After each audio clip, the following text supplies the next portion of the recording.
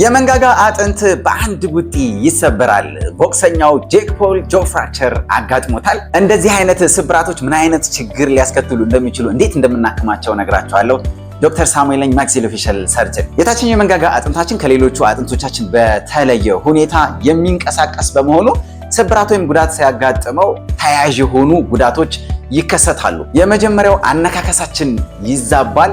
ስለዚህ በተዛባ ሁኔታ የሚድንና በትክክል የማይታከም ከሆነ ለረጅም ጊዜ ለመመገብ እንቸገራለን ማለት ነው። ሁለተኛው ደግሞ የመገጣጠሚያ ጉዳት አብረን እናስተናግዳለን። በትክክል የማይታከም ከሆነ ቲኤምጄ አንኪሎሲስ ወይም ደግሞ የመንጋጋ መቆለፍ ሊያጋጥመን ይችላል ማለት ነው።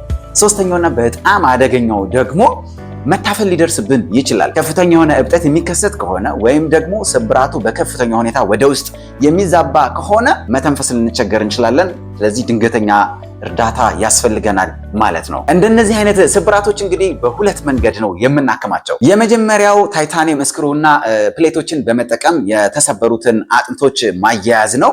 ይሄ በጣም የተሻለ ነው፣ ምክንያቱም ሰውየው ከታከመ በኋላ አፉን መክፈት ይችላል፣ የሚጠጣ ነገር በአግባቡ መውሰድ ይችላል። ሁለተኛው መንገድ ደግሞ የላይኛውና የታችኛውን ጥርሶች በመጠቀም በሽቦ ማያያዝ ወይም ደግሞ አፉን እንዳይከፍት ማድረግ፣ እንደዚህ ማለት ነው። ከአንድ ወር እስከ 2 ወር ላለ ጊዜ ተዘግቶ ይቆያል። ይሄ በሚሆንበት ጊዜ ሰውየው በፍጹም አፉን መክፈት አይችልም። ስለዚህ የሚጠጣ ነገር ብቻ ነው የሚወስደው ማለት ነው። እንግዲህ ጄክ ፖል ስፖርተኛ እንደመሆኑ የትኛው ሊሰራለት እንደሚችል መገመት ትችላላችሁ። ኦፕሬሽን ተደርጎ በፕሌት ስክሩ ሊሰራለት እንደሚችል እኔ እገምታለሁ። ማንኛውም ማክሲሎፌሻል ሰርጀሪን የተመለከቱ ጥያቄዎችን በኮመንት ሴክሽን ላይ አስቀምጡልኝ። ለዚህ አካውንት አዲስ ከሆናችሁ ደግሞ ፕሊዝ ፎሎ በማድረግ ቤተሰብ ሁኑ።